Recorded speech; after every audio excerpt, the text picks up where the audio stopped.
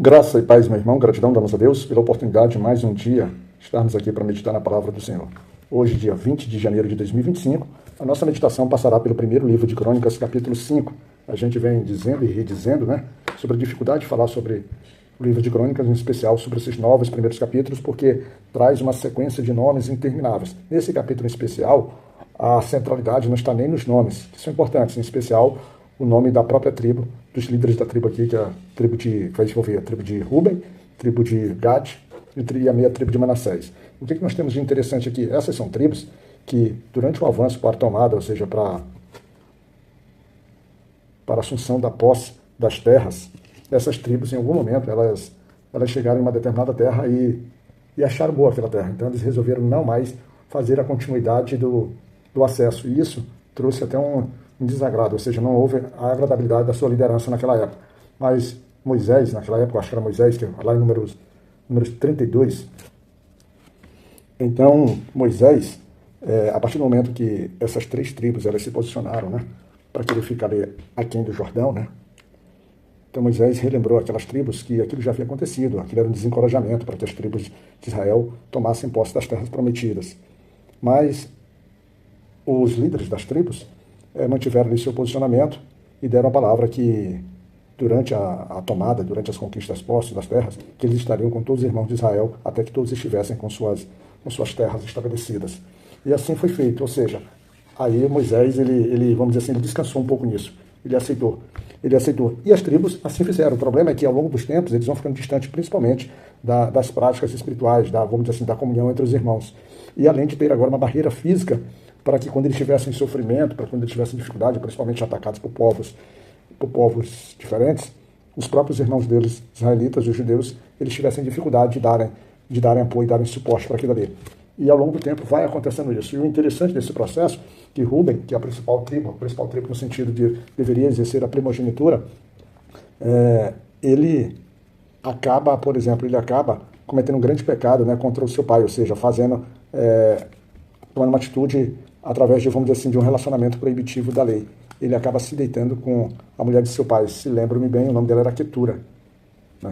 Quetura, não lembro, mas deve ser esse o nome, Quetura. E o que ocorre com tudo isso?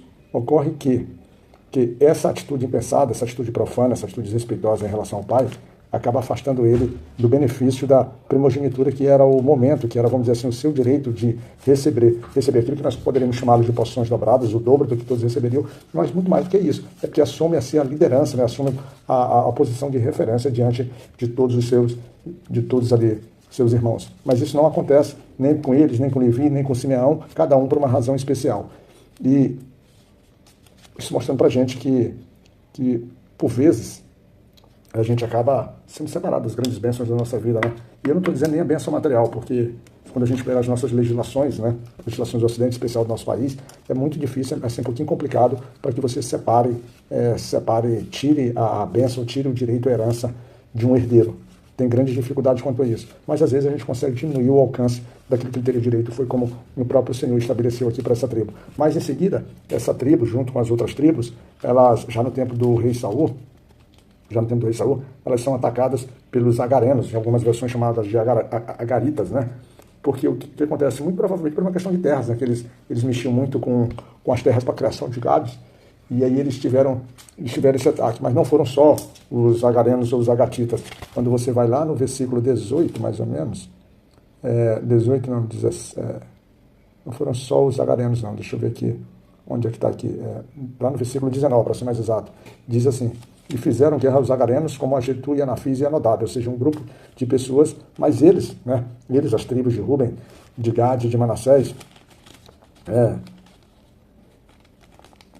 eles foram vencedores, por quê? Porque durante a batalha, apesar dessas tribos de Israel, elas estabeleceram, elas, vamos dizer assim, reuniram uma grande quantidade de homens, para mais de 44 mil homens, um exército até relativamente forte, imponente, mas durante a batalha eles não confiaram em si mesmos. Quando a gente vai no versículo 20, ele diz assim: foram ajudados contra eles, e os agarenos e todos quantos estavam com eles foram entregues em suas mãos, porque clamaram a Deus na peleja e lhes deu ouvidos, porquanto confiaram nele. Confiaram nele quem? Confiaram a quem eles clamaram, confiaram no Senhor.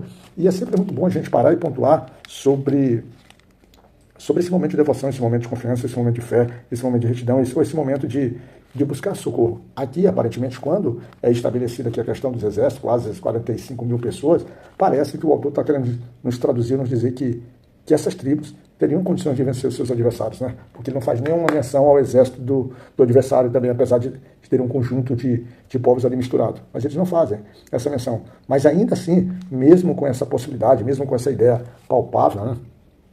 Mesmo com essa ideia palpável, é importante, veja só, qual a importância que eles deram de parar. Por quê? Porque eles, nesse avanço, nessa continuidade, vindo do deserto, as gerações sendo substituídas, e eles ali, eles claramente, eles percebem que o tempo todo as lutas deles por meio de suas próprias forças não davam resultado. Então eles ali, de forma sábia, de forma, vamos dizer assim, de forma espiritual mesmo, eles se entregaram e confiaram no Senhor. E aí eles venceram os seus adversários. Porque é importante a gente frisar que tudo isso é muito sério, é muito importante, porque lá no versículo 22, ele se fundamenta o que acontecia, por que tudo aquilo se sucedeu daquela forma. E diz o versículo 22, porque muitos feridos caíram, porque Deus era a peleja, e habitaram em seu lugar até o cativeiro. Mas, como nada é tão simples assim, a gente já está vendo, porque isso aqui é resultado de cativeiros, tanto cativeiros assírios e cativeiros babilônicos, essas mesmas tribos que confiaram, essas mesmas tribos que venceram, essas mesmas tribos que estavam sendo cuidadas pelo Senhor, né? Elas aí acabam, por exemplo, transgredindo contra o Deus, né? Ou seja, acabam se envolvendo, né? Se inclinando, oferecendo sua devoção e glorificando os deuses das terras que eles tomaram posse, Deus que o próprio Deus destruíra, né, diante deles, mas ainda assim eles se, vamos dizer assim, se rebelaram nesse sentido, até mesmo nos aspectos espirituais, ou seja, foram se afastando, e aí fortalecendo, e aí como eles são tribos distantes, aí vem lá no versículo 26 e diz o seguinte, pelo que Deus de Israel suscitou o espírito de Pul, rei da Síria, que é o mesmo, e o espírito de Tiglat-Pileser, rei da Síria, que os levaram presos, a saber, os Rubenitas e os Gaditas e os meia tribo de Manassés, e os trouxeram a Ala, e a Bo, e a Ara, e ao rio Gozã até o dia de hoje, que era onde eles ficaram estabelecidos e morando quando eles foram espalhados ali nos terrenos assírios. Tá certo? Difícil, né?